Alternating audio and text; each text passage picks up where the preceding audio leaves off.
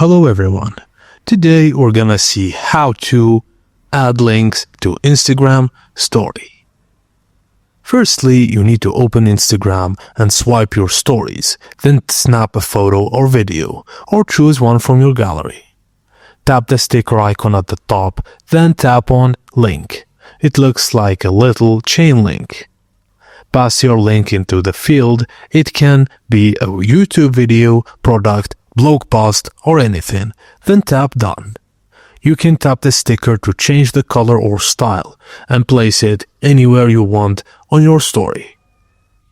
Use engaging text like click here or arrows to draw attention to your link.